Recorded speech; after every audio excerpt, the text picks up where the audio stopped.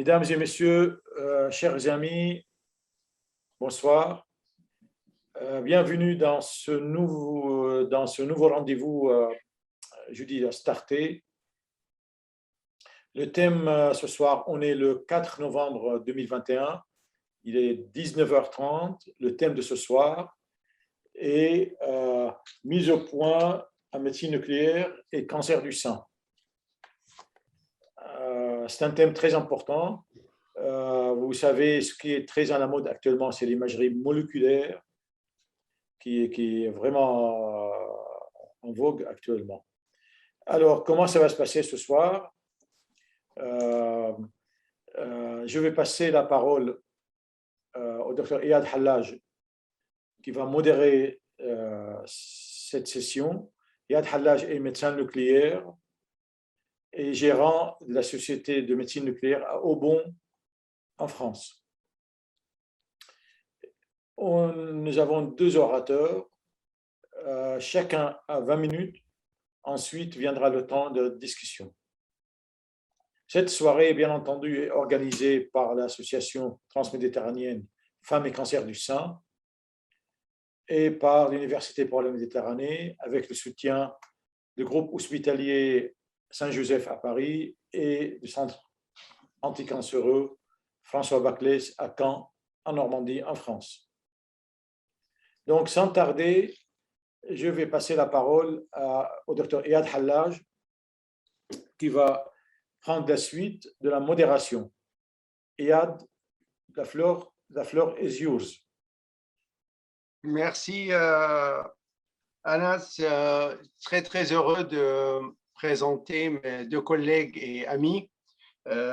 D'abord, professeur Mohamed Haïdar, professeur associé à l'Université américaine de Beyrouth, directeur de la division de médecine nucléaire et de cyclotron et président de la Société arabe de la médecine nucléaire.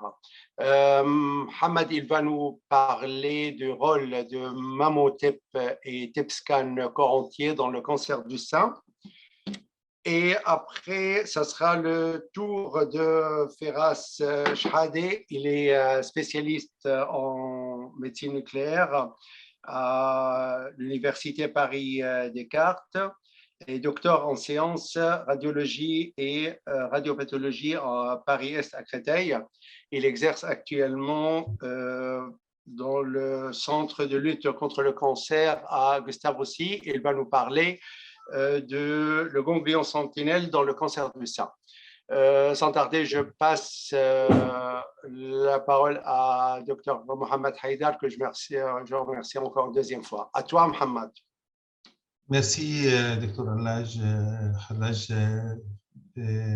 D'abord, je vais remercier Dr Anas et Dr Véronique pour cette occasion pour partager notre expérience avec vous. Aujourd'hui, on va parler de la nouvelle technique en imagerie moléculaire et cancer du sein. Donc voilà, ce sont mes objectifs. Je vais aller un peu vite parce que la présentation est limitée à 20 minutes. D'abord, je commence pour vous rappeler que la qualité de l'image et les faux positifs ou négatifs sont liés au taux de fixation du radiotraceur. Je parle ici du fluorodéoxyglucose. Et la fixation est liée au type de cancer. Ça veut dire dans les cancers canalaires, on a une fixation plus importante que dans le cas de cancer lobulaire et bien sûr que la fixation est très intense dans le cas de récepteurs négatifs avec HER2 négatif. Donc, ça nous permet de détecter de façon meilleure les lésions. Aussi, en plus de la taille de la lésion, le type de tumeur, il y a le plus important, c'est l'index Ki67. Si l'index des mitotiques est inférieur à 14, dans ces cas, le taux de fixation est faible. Ça peut ça augmente les faux négatifs. Aussi, dans les cas où il y a l'index supérieur à 14, le taux de fixation est plus important et on peut voir mieux les lésions. Ça, c'est un exemple où une femme a une lésion mammaire irrégulière, qu'on voit la fixation est hétérogène au niveau du sein. La biopsie a montré un cancer canalaire invasif avec récepteur positif, mais les taux de mitose est égal à 12% avec un taux de fixation à suivi max égal à 3. Tandis qu'un autre exemple où il y a lésion aux tumeurs mammaire droite, on voit que la fixation est plus intense et la biopsie a montré une lésion mammaire invasive avec des récepteurs négatifs et KI 67-50% et avec un taux de fixation à suivi max égal à 7. Donc, qu'est-ce que ça veut dire ça? Pourquoi c'est plus important? Ça veut dire des taux de fixation, de l'imagerie moléculaire, on peut avoir une idée sur le pronostic. Dans les cas où il y a une fixation intense, dans ces cas, le pronostic est plus mauvais. Et ça, il faut le prendre en considération quand on fait des diagnostics du cancer du sein. Bien sûr, il y a des faux positifs et des faux négatifs liés à plusieurs facteurs. Mais en cas des faux positifs, on peut le voir dans les cas de dysplasie mammaire et dans les cas des fibroadénomes, dans 10% des cas, s'il y a une ectasie canalaire ou inflammation ou après une chirurgie ou n'importe quelle réaction inflammatoire liée à fuite de silicone dans le cas des prothèses mammaires ou des nécroses des graisses. Les faux négatifs, surtout liés à la taille de la lésion, bien sûr, notre sensibilité diminue si la taille est inférieure à 1 cm. Et comme on a dit, pour le type de cancer, le type de la tumeur, et bien sûr, varie s'il y a un sein dense pendant le cycle menstruel, la fixation est plus importante pendant la menstruation qu'à la fin du cycle menstruel. Donc, on va parler, première partie, ce sera pour la mammographie par émission de positrons, ça veut dire TEP mammo, et c'est une nouvelle technique qui nous permet de voir d'une façon meilleure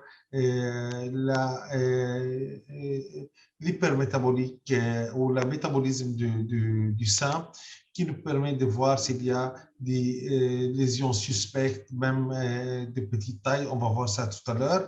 Et plusieurs études ont montré que cette technique nous permet d'avoir une sensibilité et spécificité supérieure à la sensibilité et spécificité de la TEP corps entier.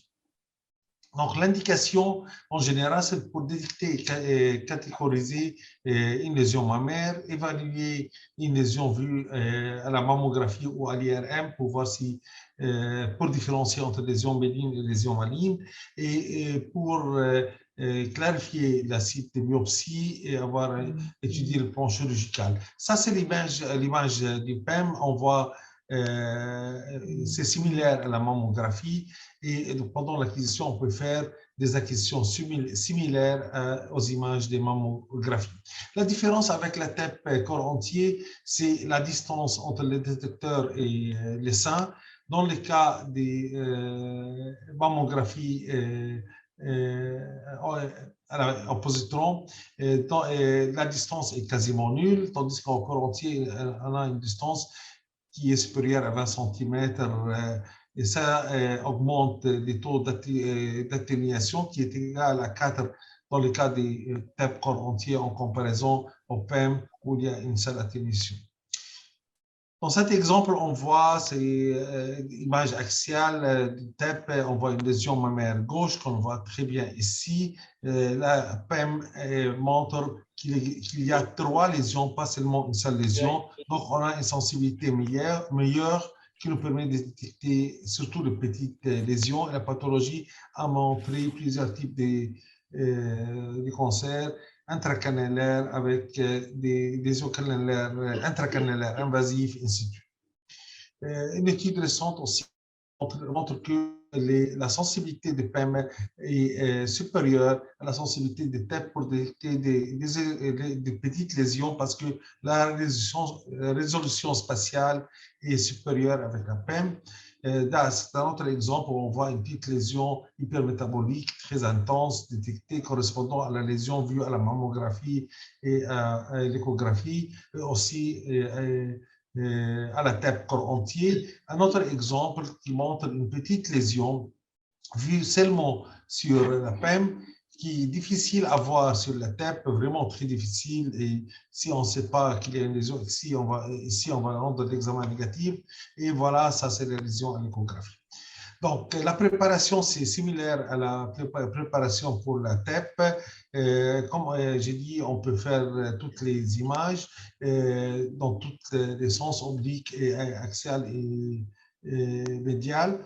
Et pour l'acquisition de PEM, on a besoin de 4 à 10 minutes pour chaque acquisition. Ça dépend du taux de fixation de traceur et la densité du sein. Et ça nous permet de voir avec la résolution spatiale de PEM, ça nous permet de voir une petite lésion de 1,5 mm à 2 mm et qui est égale à peu près à la taille du canon mammaire. La sensibilité des PEM pour les petites lésions aussi, c'est très important. Aussi, ça dépend, comme on a dit au début, pour type de lésion. Ça, c'est un exemple.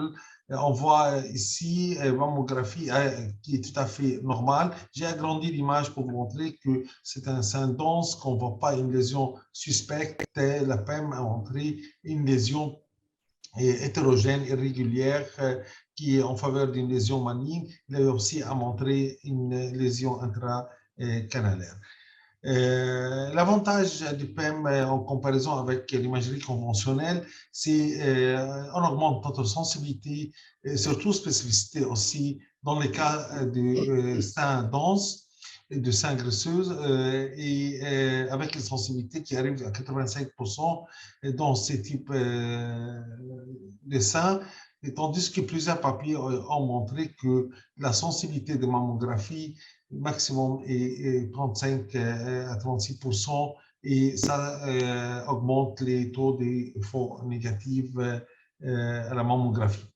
Donc, c'est un moyen, c'est un outil supplémentaire qu'on pourrait ajouter à la mammographie ordinaire pour voir s'il y a des lésions suspectes dans le cas des seins denses. L'avantage ou la comparaison entre PEM et l'IRM, on sait très bien que ça peut être problématique pour différencier entre lésions bénignes et malignes, surtout dans le cas d'une lésion fibrokystique ou hyperplasie atypique et certaines fibroadénomes où l'IRM peut donner des faux positifs. Ça peut être corrigé par la PEM. On va voir des exemples tout à l'heure. Dans le cas d'allergie à la gadolinium, où la patiente est claustrophobe, ou s'il y a des contre-indications médicales comme pile cardiaque, défibrillateur ou n'importe quel implément dans le corps.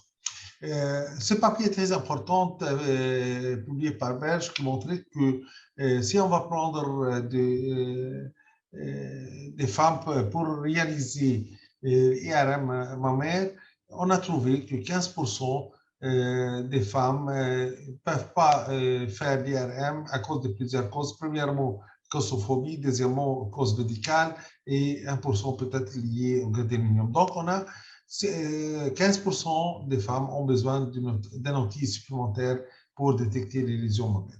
Donc, si on va comparer la sensibilité et la spécificité et l'accuracy des deux techniques pour détecter les petites lésions et surtout les lésions in situ, on voit que la sensibilité de PEM est supérieure dans certaines lésions à l'IRM pour détecter des petites lésions. Je vous donne des exemples. Un exemple où il y a des lésions mammaire bilatérale droite et gauche, qu'on voit à l'IRM, il y a une lésion à droite et une autre à gauche antérieurement. Le PEM a montré une fixation très intense au niveau de la lésion droite, qui est en faveur d'une lésion maligne, tandis que la lésion à gauche est complètement négative. Et dans ces cas, on a fait les biopsies des deux qui ont montré qu'à droite, il y a une lésion intracanalaire et à gauche, c'était une lésion fibrokystique bénigne. Donc, c'est un outil, avant de commencer, ce n'est pas IRM ou PEM, donc on est en diagnostic, en diagnostic, imagerie de diagnostic, et ça, ce sont des outils complémentaires. J'insiste pour ça, et je ne suis pas là pour dire une technique est meilleure que l'autre, je suis là pour dire que les deux techniques peuvent donner des avantages pour la patiente et pour éviter d'avoir des biopsies non nécessaires et pour éviter aussi de répéter la biopsie pour des lésions bénignes si ce n'est pas nécessaire. Et on sait très bien, dans certains cas d'IRM, aussi il y a un bruit de fond très important, ça diminue la sensibilité de l'IRM et ça ne nous permet pas de voir des petites lésions. Si on prend les deux techniques, ça augmente notre sensibilité et bien sûr notre prise en charge pour la patiente. Un autre exemple pour vous montrer de quoi j'ai parlé, c'est un autre exemple, une femme de 51 ans a aussi des cancers synchronisés bilatéraux à droite et à gauche. L'IRM montre une lésion à droite antérieure, une lésion à gauche postérieure latérale et la PEM montre la présence d'une fixation intense au niveau de la lésion droite et montre la présence de deux lésions à gauche, qu'on voit une lésion hétérogène irrégulière. La biopsie a montré des lésions mammaires avec une lésion intracanalaire in situ qu'on ne peut pas le voir sur l'IRM ou très difficile à cause du bruit de fond qu'on voit très ici et c'est très difficile pour voir cette lésion intracanalaire in situ. Donc, comme j'ai dit, ce n'est pas IRM ou PEM, c'est les deux. Et ce sont des informations complémentaires pour détecter, qui nous permettent de détecter précocement les lésions mammaires suspectes, et surtout pour les cancers carcinomes in situ. Donc, PEM et l'IRM ont une accuracy comparable pour détecter des lésions invasives, mammaires invasives. Et l'IRM, bien sûr, est supérieur à la PEM pour faire des plans chirurgicales et bien sûr calculer, mesurer la taille de la tumeur. Les limitations de mammographie, c'est surtout des petites tailles inférieures à 2 mm, ça augmente les taux de faux négatifs et qui est gênant pour la patiente, il faut attendre une heure et demie avant de commencer l'examen et la préparation, bien sûr. Et une limitation très importante, comme on fait des acquisitions mammographiques, on peut rater des lésions profondes, surtout à côté des muscles pectoraux, tandis que l'IRM permet de voir mieux cette région. Donc, un outil de plus pour la PET mammo, c'est la biopsie isotopique. Qu'est-ce que ça veut dire ça? Ça veut dire qu'on va voir où est la lésion positive et on va utiliser une aiguille marquée par produit radioactif qui nous permet de voir exactement le trajet de l'aiguille et on peut faire de façon plus précise la biopsie mammaire. Et ça évite de répéter la biopsie ou d'avoir des échantillons insuffisants. Donc, ça, c'est un exemple. On voit une lésion mammaire ici. On prend l'aiguille qui est radioactive. On arrive à la lésion à biopsier et on peut vérifier directement si on a pris vraiment la lésion ou pas. Et qui est plus important, après, on peut faire des images pour l'échantillon pour voir si la lésion active ou hypermétabolique est prise dans la biopsie. Ça nous permet d'être sûr qu'on a envoyé au laboratoire des échantillons suffisants pour éviter de répéter ça. Donc, je vais passer sur le rôle de TEP corps entier dans le cas du cancer du sein. Aussi, je vais être rapide dans 2-3 minutes pour vous donner une idée qu'on utilise la TEP corps entier dans le cas de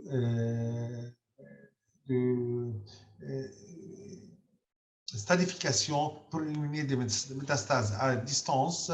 Il est utilisé à partir du stade 2B et jusqu'à stade 4. On sait très bien qu'on peut détecter des petites lésions métastatiques, infracentimétriques qui sont difficiles à voir avec l'imagerie conventionnelle.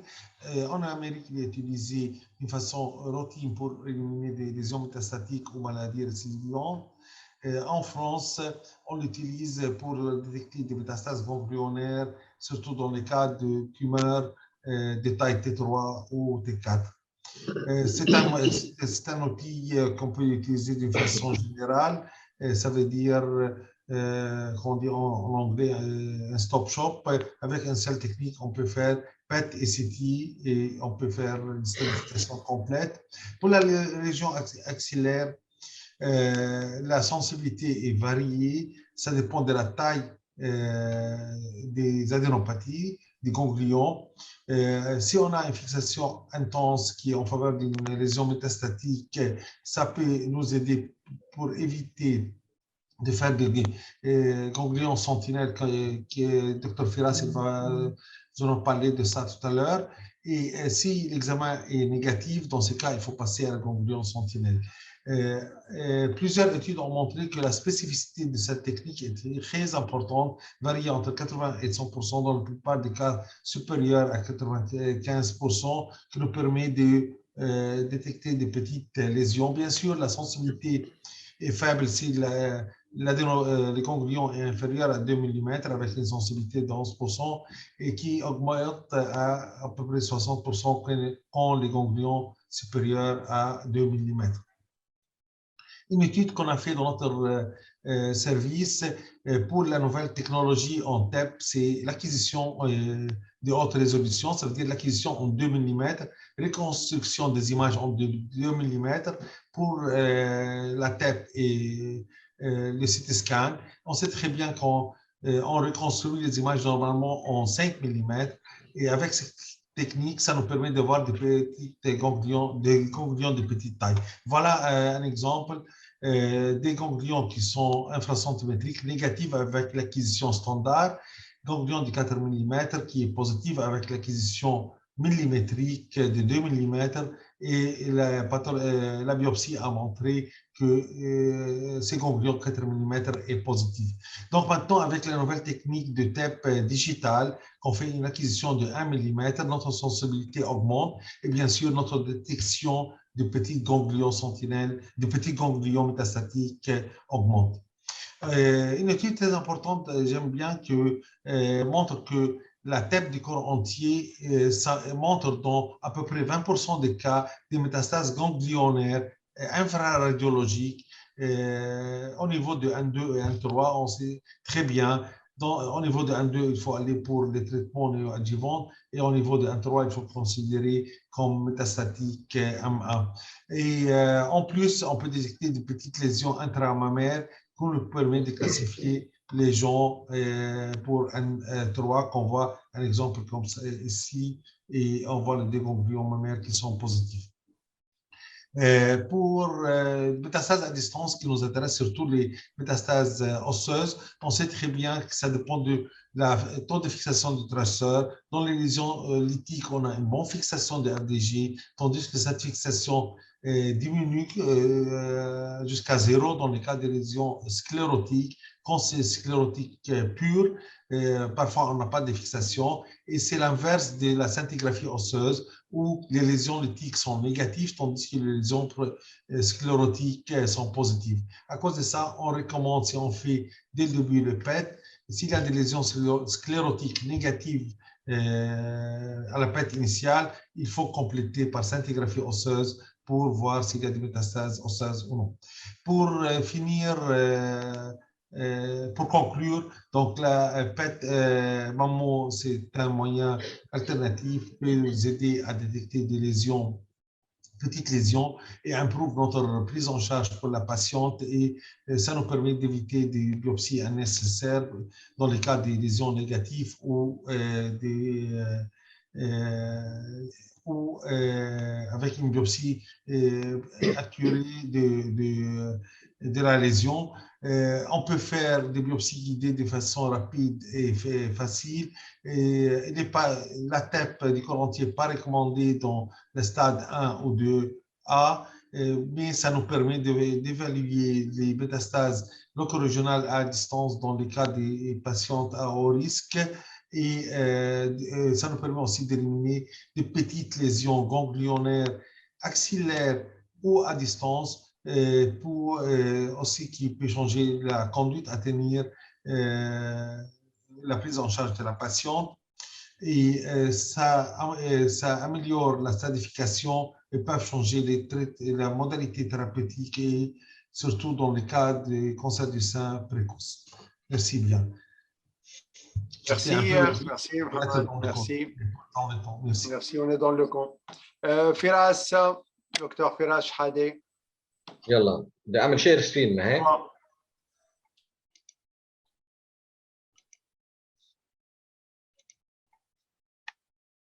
Voilà.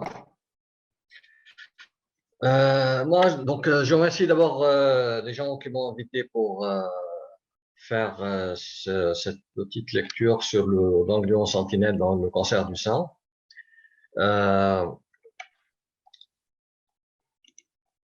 Voilà, donc comme introduction, il y a plus de 2 millions de nouveaux cas de cancer du sein qui sont diagnostiqués chaque année dans le monde. Au fil du temps, la suprématie d'une chirurgie radicale est remplacée par une chirurgie moins invasive. La chirurgie axillaire n'est plus une procédure thérapeutique, mais est devenue purement une procédure de stadification. Cette désescalade de la chirurgie mammaire et axillaire est tributaire de l'amélioration des techniques d'imagerie, des thérapies systémiques et de la radiothérapie contribuante au contrôle local. La biopsie du ganglion sentinelle a remplacé le curage axillaire qui était davantage destiné à obtenir des informations sur le stade axillaire et à planifier des traitements adjuvants. Il n'y a aucun avantage de survie dans l'achèvement du curage axillaire dans les tumeurs stade clinique T1 et 2 avec un ganglion sentinelle positif.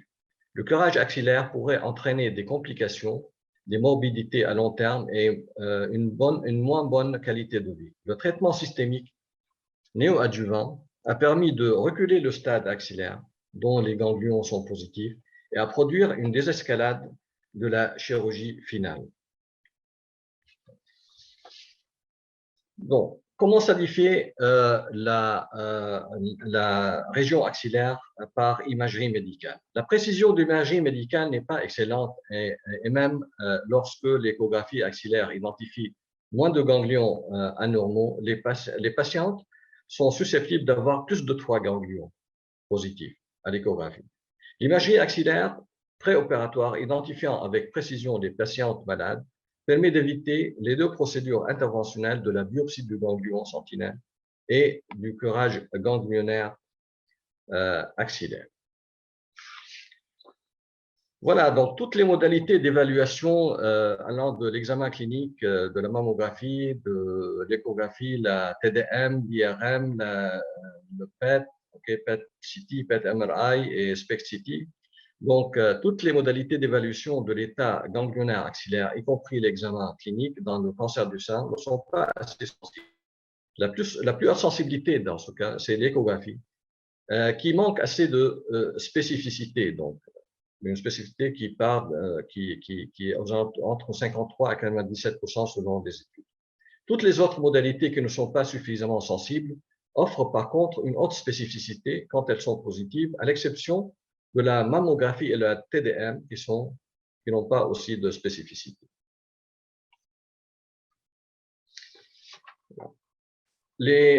Donc, il y a de nouvelles modalités d'imagerie ganglionnaire de la région axillaire qui ont été introduites. Il y a l'échographie de contraste. Donc, le fait d'injecter un produit de contraste avec des microbules n'a pas vraiment amélioré ni la sensibilité ni la spécificité, restant modérée de l'ordre de 80%. Il y a la technique d'imagerie de fluorescence. C'est une technique intéressante qui a vraiment amélioré la sensibilité et la spécificité de la détection du ganglion sentinelle, par l'injection l'indocyanine green, ça veut dire le vert d'indocyanine, qui est un colorant fluorescent utilisé dans le diagnostic médical, utilisant des caméras dédiées à l'imagerie par fluorescence proche de l'infrarouge. Donc, l'injection intradermique et sous-cutanée a été privilégiée pour l'imagerie lymphatique dans l'évaluation de la tumeur du sein et la détection du ganglion sentinelle. Elle visualise clairement le ganglion sentinelle avec une haute sensibilité qui peut atteindre 100%.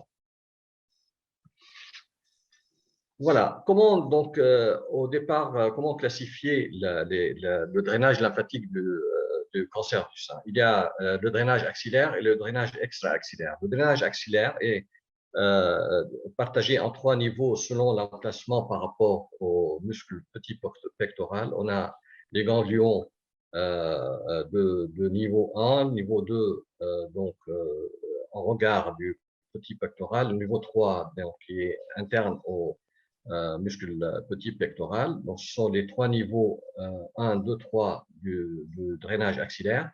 Et nous avons le drainage extra-axillaire qui correspond à la chaîne mammaire interne et au drainage supraclaviculaire.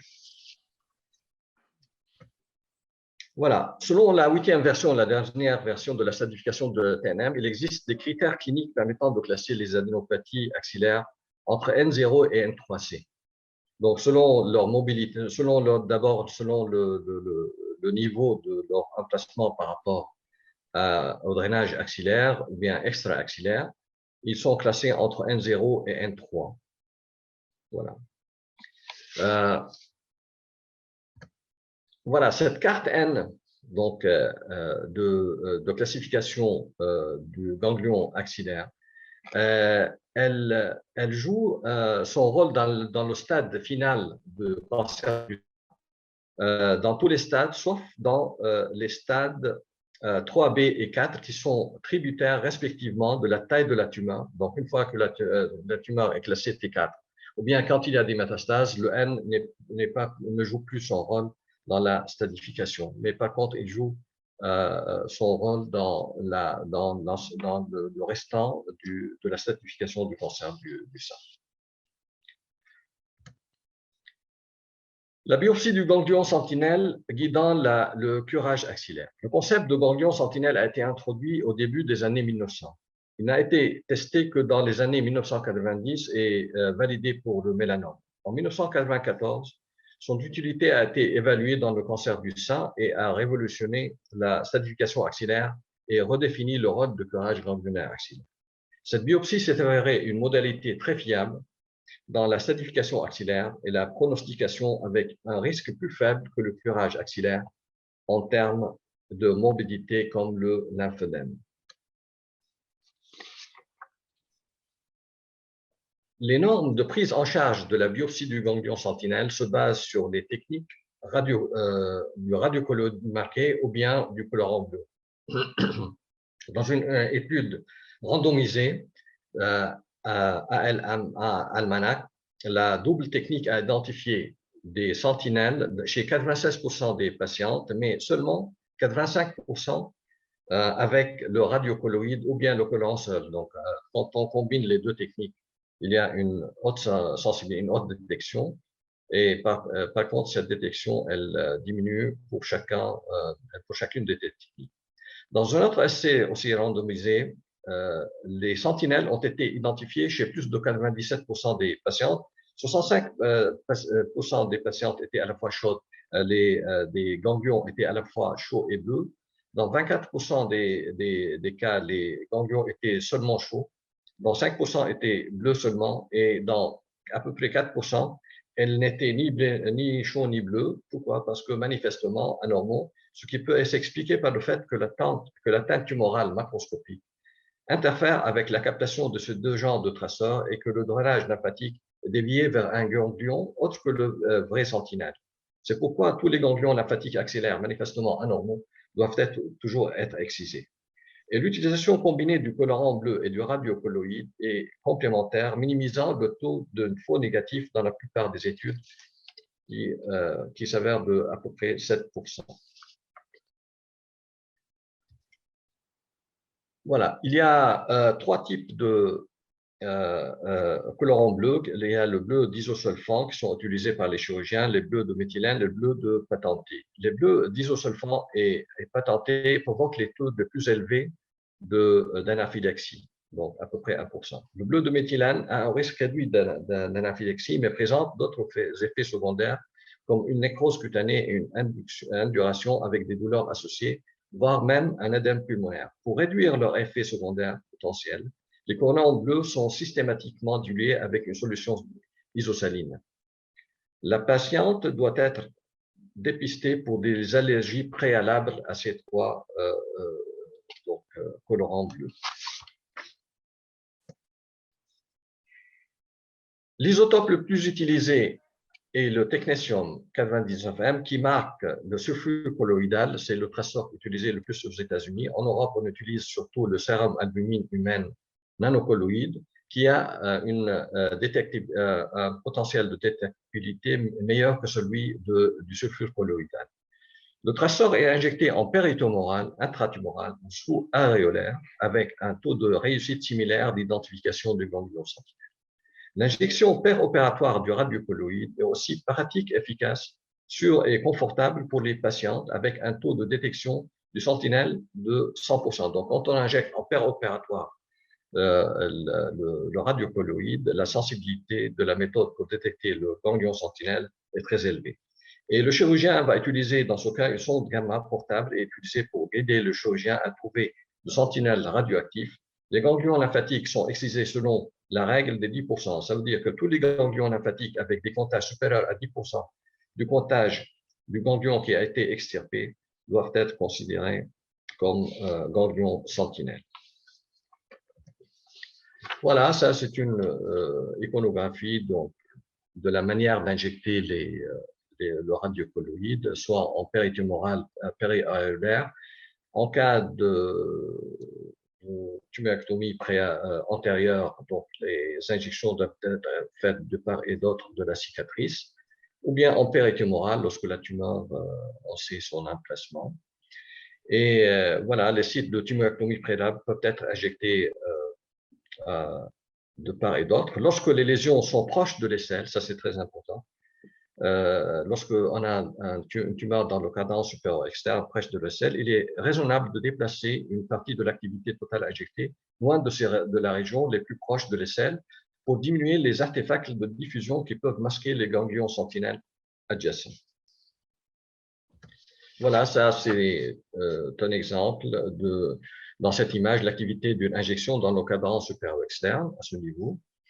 Dans le cadran supérieur du sein, à droite, est très intense et donc l'injection du traceur est très intense, montre une activité très intense au point d'injection qui peut masquer le ganglion sentinelle du niveau bas, du niveau inférieur de la région axillaire. Donc là, il faut faire attention à ce genre d'artefact.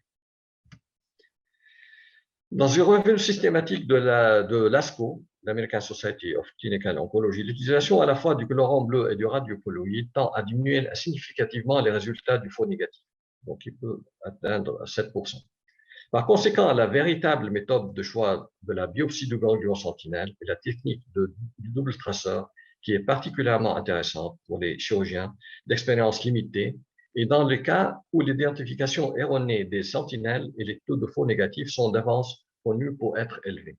Donc, comme le cas de patientes traitées qui subissent une chimiothérapie néoadjuvante, ou bien chez les patientes qui ont une chirurgie antérieure, mammaire ou bien axillaire, ou bien chez les patientes obèses. Plus le nombre de ganglions prélevés par le chirurgien est élevé, et plus le taux de faux négatif est bas. Donc, ce taux de faux négatif est de 18% pour un seul ganglion prélevé, diminue à 10% pour 2 ganglions, à 7% pour 3 et à 6% pour 4 ganglions. L'expérience du chirurgien est importante dans l'exactitude de l'identification de ganglions sentinelles. Après entraînement sur 5 ans, le taux de réussite individuel des chirurgiens identifiant des sentinelles se situe entre 79 et 98%. Les chirurgiens qui opèrent plus de 6 ganglions sentinelles par mois ont des taux d'échec faibles. La technique chirurgicale appropriée des ganglions sentinelles influence les résultats et minimise les risques de sous-sadification et de sous-traitement des patientes.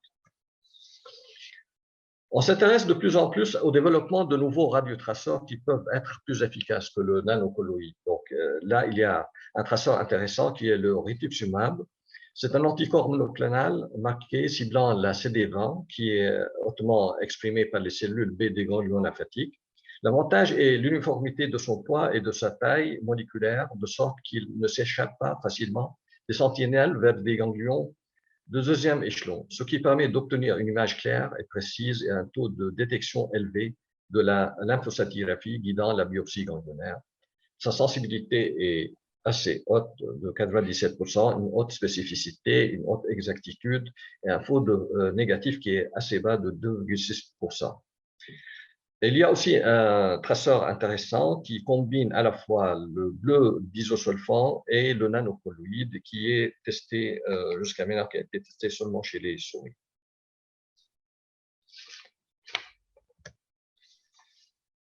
La biopsie du ganglion sentinelle après thérapie systémique néoadjuvante. La thérapie systémique néoadjuvante chez les patientes atteintes de cancer du sein opérable a augmenté dans le but de faciliter la chirurgie mammaire conservative, de surveiller la réponse tumorale et de fournir une valeur pronostique de la maladie cancéreuse.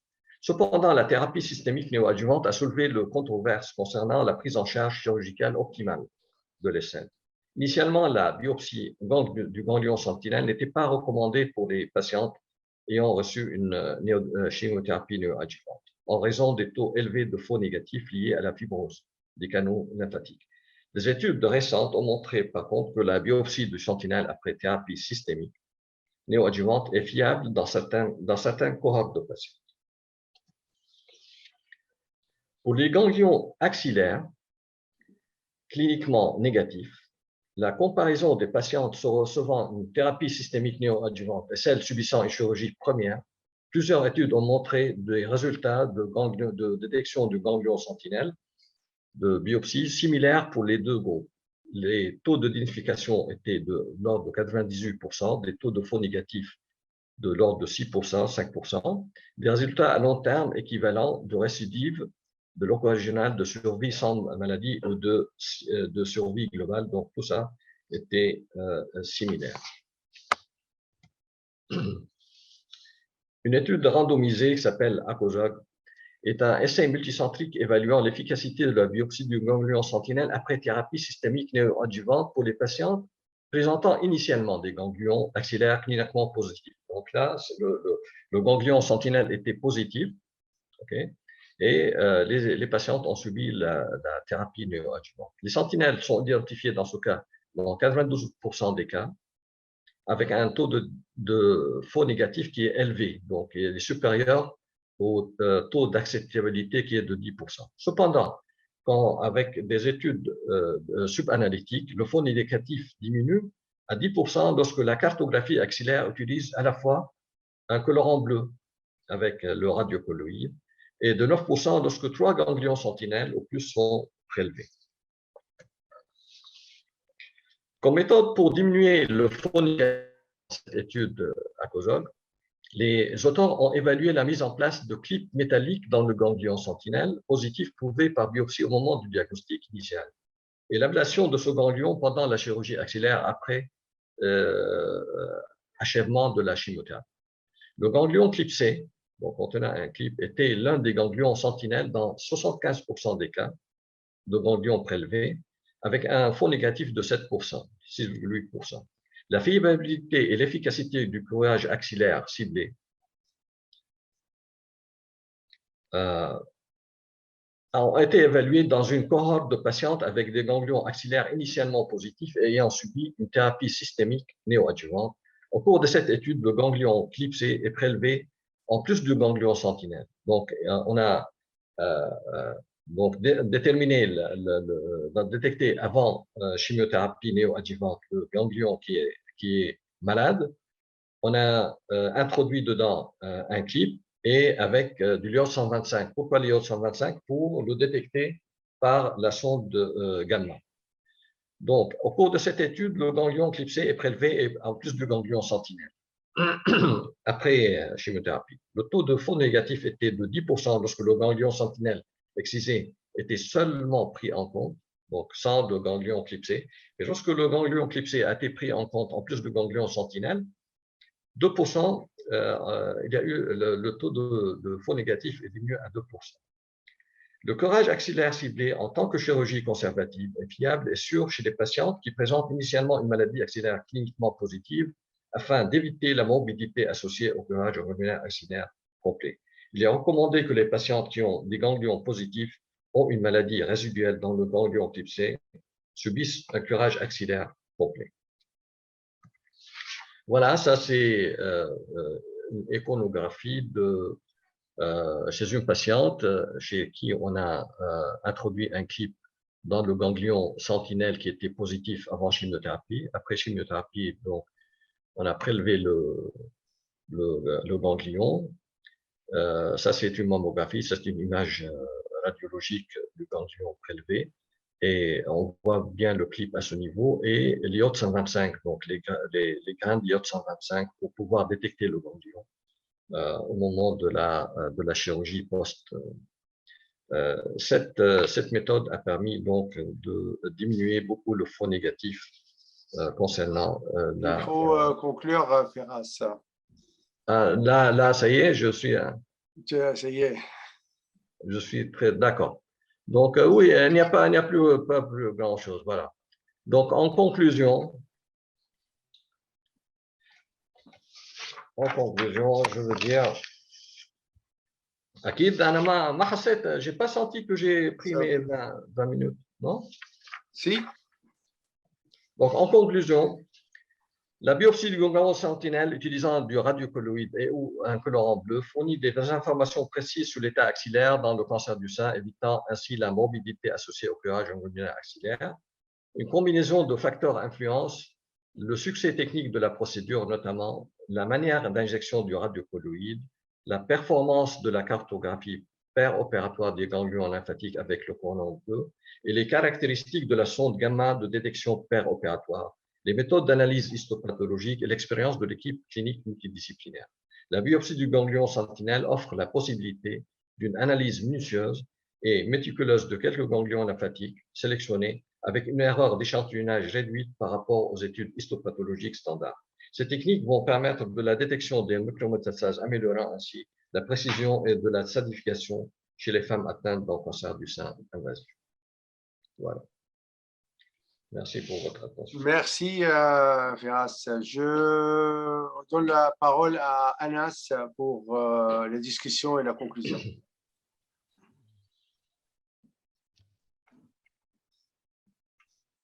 Ton mic est fermé, Anas. Ouvre ton micro. Ton micro est fermé, Anas. On ne t'entend pas.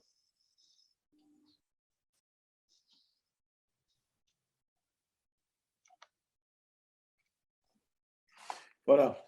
Donc, voilà. Je tiens à remercier le Dr Hallaj pour la qualité de cette modération. Est-ce qu'on peut départager la présentation, s'il vous plaît, Dr. Voilà. Est-ce qu'on peut? Voilà. Merci beaucoup. Donc, voilà, merci Dr Hallaj. Merci à tous nos orateurs. Voilà, donc les sujets, bon, il y a certainement controverse là-dessus, donc ça a été documenté. Surtout concernant le BET mammo versus IRM versus mammo. Voilà, et puis il y a des indications, il y a des applications qui sont reconnues maintenant, comme le bilan d'extension, comme la stadification, etc. Par contre, pour les autres, moi, j'aimerais bien entendre l'avis des chirurgiens, voir ce qu'il en... Il y a David et Nadine qui sont là, voir ce qu'ils en pensent vraiment concernant cette affaire. Le problème, merci premièrement pour ces présentations qui sont vraiment assez exhaustives et intéressantes. La PET mammographie, je ne sais pas si, là je parle aujourd'hui, je ne sais pas si elle aura son essor parce qu'on peut faire sans. Surtout pour les stades précoces du cancer du sein. Je ne parle pas du PET scan comme bilan d'extension quand vous voulez commencer une néoadjuvante pour un triple négatif ou bien pour un R2 positif. Mais je parle éventuellement pour un diagnostic. L'imagerie du sein arrive à pratiquement faire, même pour les lobulaires, faire un très bon diagnostic. Voilà, le PET, je ne sais pas, c'est un nouveau gadget. Personnellement, je n'ai jamais eu d'expérience. On fait beaucoup de seins. On n'a jamais eu besoin de faire cette procédure. Mais peut-être que ça serait assez ludique, intéressant. Ça augmente les coûts. Déjà, on parle du Liban, et toi, tu es au Liban aussi maintenant. Donc, les coûts vont exploser. Déjà, une mammographie est difficile à faire par une patiente. Donc, convaincre la patiente de faire la mammo. Et vous, radiologue, vous savez quelles sont les contraintes. Demander à une patiente de faire une IRM, déjà quand c'est indiqué, aussi c'est la croix et la bannière. Mais là, on se retrouve avec un gadget, je ne dis pas que ce n'est pas bien, c'est très intéressant. Mais bien sûr, ce serait un complément d'examen qui pourrait affiner notre diagnostic et éventuellement aller plus loin. C'est très intéressant ce que tu as dit, Mohamed. C'est très joli. Mais pour l'applicabilité ici au Liban, ou bien dans d'autres pays où on a un système de santé, mais n'oubliez pas aussi le système de santé a ses contraintes. En France, il y a la sécurité sociale, il y a le trou de la sécu. Dans les autres pays, il y a les assurances. Bon. Comment on peut défendre vraiment avec beaucoup de confiance cette procédure et dire que c'est indispensable? Mohamed. Merci David pour ces remarques. Je voudrais dire que pour la PEM, ce n'est pas pour tout le monde. Il y a des indications très limitées, des indications dans les cas où on ne peut pas avoir un diagnostic clair avec l'IRM ou la mammographie, ou s'il y a des lésions qu'on n'est pas sûr que c'est positif, il faut le surveiller par IRM ou par d'autres techniques, mammo-écho, tous les 6 mois. Et dans ces cas, ou aussi chez les femmes qui ont des seins denses comme notre région méditerranéenne. Dans ces cas, dans certaines indications, ça peut aider. En plus, parce qu'il n'y avait pas beaucoup du temps, maintenant, avec les nouvelles technologies, nous, on part en médecine nucléaire pour la PET scan digital numérique. Ça veut dire avec des détecteurs digitaux. Et ça nous permet de faire des acquisitions à 1 mm. Donc, comme j'ai montré notre expérience avec les 2 mm d'acquisition qui augmentent à peu près 30 à 40% la sensibilité pour des petites lésions infracentimétriques inférieures à 5 mm. Peut-être dans l'avenir, la TEP digitale, ça va résoudre ces problèmes. Mais maintenant, si on va prendre pour les coûts, je suis tout à fait d'accord avec toi qu'il ne faut pas ajouter des coûts pour la patiente.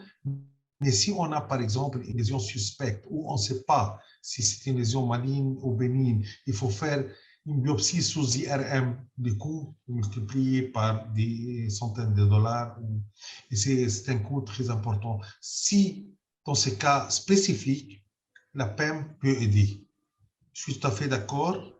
Il ne faut pas le faire pour tout le monde. Il faut raffiner les indications. Il faut voir quand est-ce que ça peut aider la patiente. Et aussi, ça peut aider dans les cas, par exemple, si on a un diagnostic de cancer du sein, il faut faire la TEP corps entier.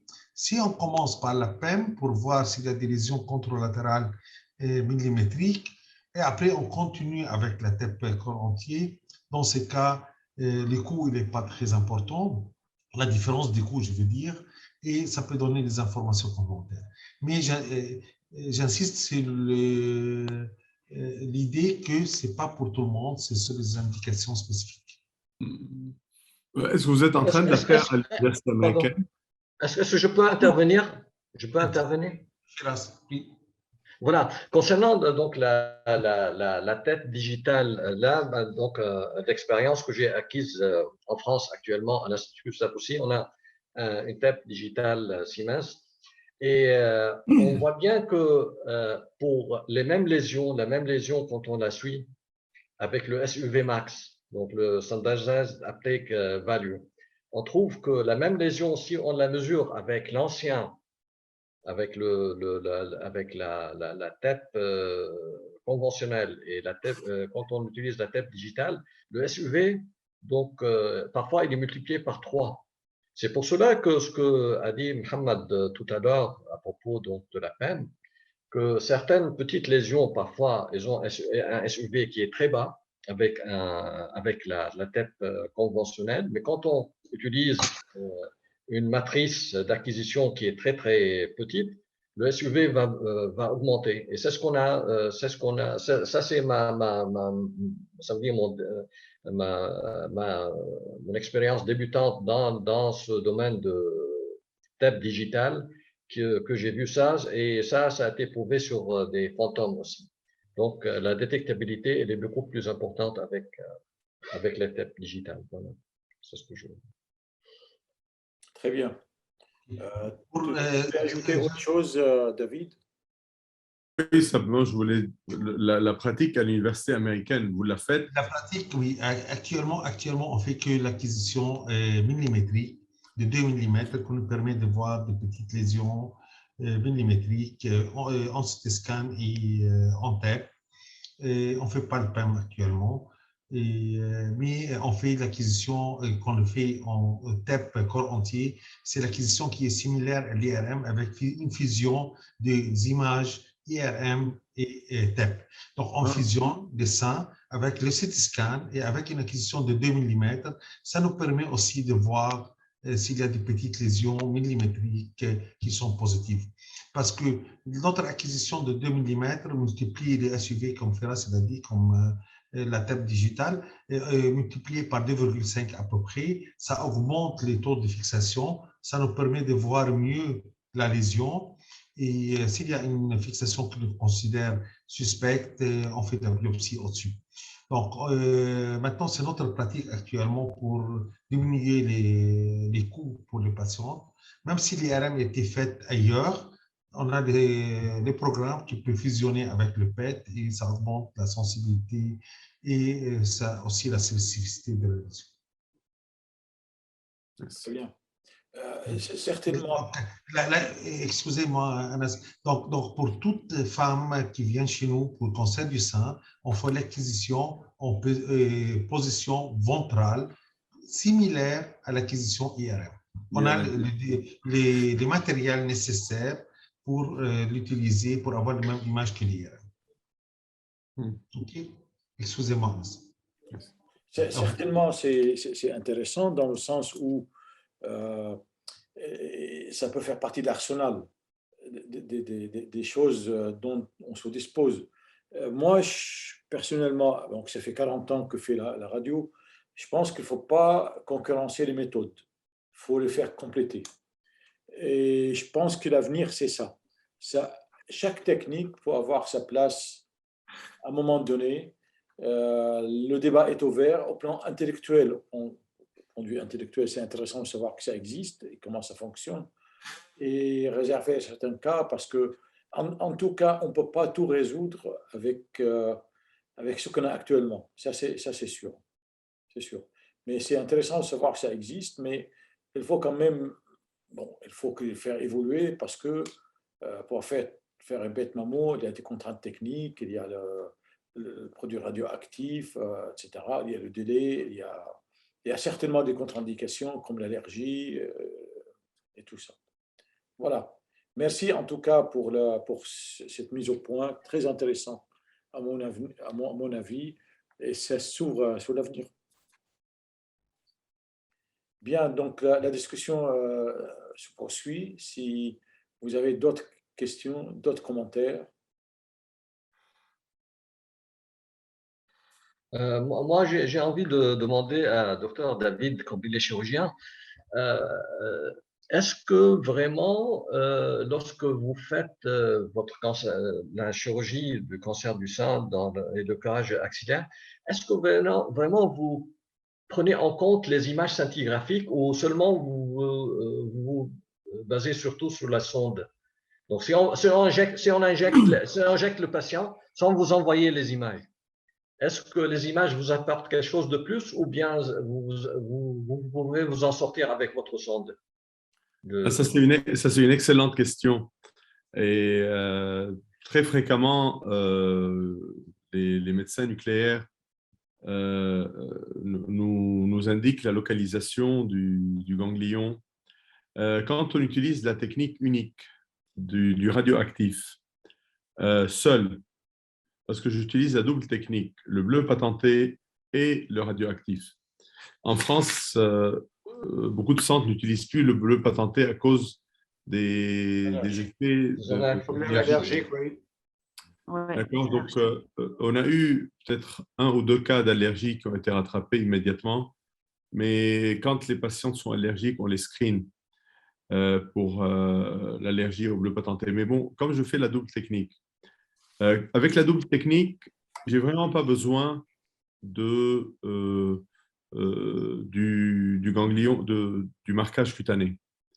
Parce qu'en fait, quand j'injecte le bleu, j'incise et je retrouve directement le canal bleu juste à la base d'insertion des poils. Je suis le canal, j'arrive à un ganglion. C'est le ganglion qui est très radioactif, je l'enlève. Parfois, on a des déboires, la patiente est toute entièrement radioactive, ça arrive, c'est exceptionnel, mais bon, ça arrive. Mais en fait, quand on a la méthode unique, c'est-à-dire là, on a eu des ruptures de stock du bleu patenté, le marquage cutané nous aide à nous retrouver éventuellement où se trouve le ganglion. Mais avec la sonde intraopératoire, c'est très intéressant. On peut éventuellement retrouver ce ganglion là où le marquage nous a été mis. C'est très intéressant de mettre le marquage, mais en fait, on peut faire sans ce marquage, bien sûr. Oui,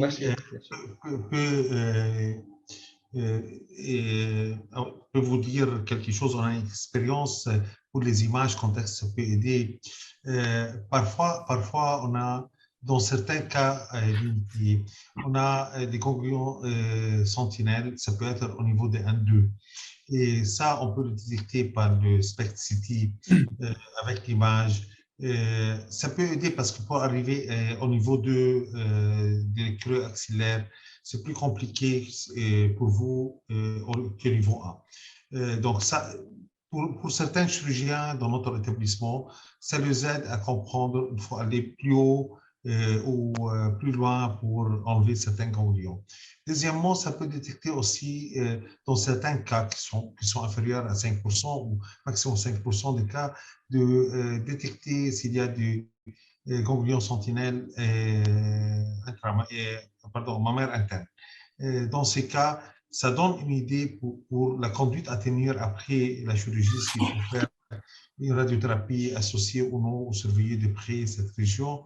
Donc, ça peut aider dans ce sens-là. Et je suis tout à fait d'accord avec David. L'image, la sonde elle-même seule peut résoudre les problèmes du niveau 1 du creux axillaire. Très bien. Donc, est-ce que vous aurez d'autres questions? Est-ce qu'il y a d'autres questions? Est-ce qu'il y a des commentaires? Bon. Voilà, moi j'ai une question à Mohamed. Mohamed, puisque tu as présenté la tête, le PET-CT dans le cancer du sein, est-ce que tu as remarqué que lorsque le ganglion sentinelle fixe avec un SUV élevé dans le creux axillaire, au niveau axillaire ou bien voilà, est-ce que c'est sûr que dans ce cas le chirurgien il fait la technique de mastectomie avec la technique du ganglion sentinelle. Est-ce que les ganglions sentinelles qui ont été prélevés et qui étaient très positifs à la TEP avec le FDG, est-ce que vraiment il y a un taux de faux négatif élevé dans ce cas?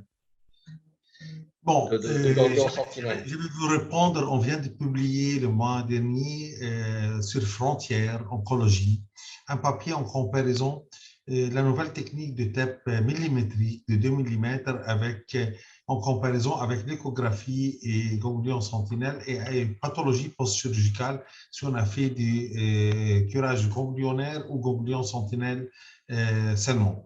Et on a trouvé que si les ganglions est positif à la TEP CT, ça a été positif à la pathologie et parfois ça dépasse l'échographie pour différencier entre ganglions positifs, métastatiques et ganglions bénignes. Donc, maintenant, suite à notre travail pendant plus d'un an et demi, maintenant, si la TEP montre une lésion positive, le chirurgien ne fait plus des ganglions sentinelles, il les considère comme métastatiques. Bien sûr, on a un cut-off de SUV max supérieur à 3. S'il est inférieur à 3, il faut continuer à faire les ganglions sentinelles. Bien. D'accord. Donc, vous évitez de faire le ganglion sentinelle dès que la région axillaire est atteinte. Dans ce cas, on ne fait plus le Mais vous biopsiez avant de faire le curage, n'est-ce pas? Vous faites une biopsie percutanée. Non, maintenant, suite à notre étude, maintenant, on a commencé dans notre... Si le PET est positif, et avec un SUV max supérieur à 3, on considère c'est métastatique, il faut le prendre en considération. Maintenant, c'est la décision de l'oncologue. Est-ce qu'il faut faire des néoadjuvants ou il faut faire mastectomie ou quadrectomie avec curage ganglionnaire? On a fait la même étude avec l'IRM qui a été publiée dans The Breast Journal. Et en fait, on a une prédictivité importante de l'IRM avec certains critères. Mais quand même si on a ces ganglions qui sont... On fait toujours une preuve histologique avant. Ah oui. Non, on a fait ça pendant un an et demi. Donc, on a fait sur 256 malades. Oh, d'accord. OK. Non, on a fait ça. On a comparé. C'est intéressant de voir votre papier. On a comparé, oui. Il faut le voir, c'est dans la frontière oncologie. OK. C'est récent, là. Oui. Intéressant, le mois dernier. Oui, moi, je l'ai vu, c'est très intéressant. Ouais, il faut le c'est voir. là que j'ai posé la question à Mohamed, donc si je continue à le faire. Très intéressant. Bon. OK. Bien. Est-ce que la réponse vous satisfait, Dr. Chhadé? Sûrement. Très bien. Bon, écoutez, ce webinaire touche à sa fin. Avant de terminer, je vous donne les rendez-vous, le prochain rendez-vous comme chaque fois. Le 25 novembre, une forte délégation d'Astarté se rend à Tartous pour participer à une table ronde sur la mise au point, sur la prise en charge de néoplasie ovarienne, avec la participation du professeur David Atallah, vice-président d'Astarté, le professeur Georges Chahine, oncologue, et Dr. Wael Abdallah, aussi Al-Abdallah, qui est résident au Hôtel Dieu de France à Beyrouth. Moi, de façon modeste, je vais contribuer à ma qualité de radiologue. Ce sera une expérience intéressante, à mon avis, transméditerranéenne, dans le sens de partage et de fraternité. Ça, c'est le 25 novembre. Le 9 décembre prochain, ne ratez pas ce rendez-vous non plus. Avant d'oublier, pour le 25 novembre, on va essayer de le faire sur Zoom aussi au même moment, pour faire profiter nos amis en Méditerranée. Le 9 décembre, nous avons rendez-vous avec nos amis grecs, le centre hospitalier Metra, centre universitaire à Athènes, en Grèce, et pour nous parler de leur expérience en scénologie multidisciplinaire. Voilà. Donc, restez connectés, ne quittez pas. Voilà, moi, je vais dire encore un petit mot et je vois que Dr Reine Fahd elle est là, donc je profite pour lui passer mon bonjour. On a travaillé ensemble pendant plus de 10 ans à Clémenceau Medical Center. Voilà. Très bien. Et les spécialistes de mammographie et de scénologie. Voilà. Très bien. Alors, donc, comme je vous ai dit, le webinaire touche à sa fin. Il ne me reste qu'à remercier nos orateurs, le professeur Mohamed Haidar et le Dr Firas Shhadeh. Je remercie Dr Iyad Hallaj pour sa modération. Je remercie également un des soldats inconnus, c'est Dr Assad Mhanna, qui nous aide beaucoup discrètement pour préparer les annonces et préparer Zoom, etc., parce qu'on fait ça à plusieurs. Je tiens à remercier le professeur David Atallah pour sa fidélité et sa constance. Et, il est toujours là. Il a participé, c'est très important d'avoir un point de vue d'un chirurgien. Je remercie beaucoup Nadine El-Kassis aussi pour sa fidélité. Michel Daher aussi, je pense qu'il nous a quittés. Et j'excuse de nouveau notre présidente, Dr Véronique Boutet, empêchée ce soir. Écoutez, je vous dis à bientôt. À bientôt. Restez connectés. Excellent. Et pardonnez-moi si j'ai oublié quelqu'un. Allez, à très bientôt. Au revoir. Au revoir. Au revoir.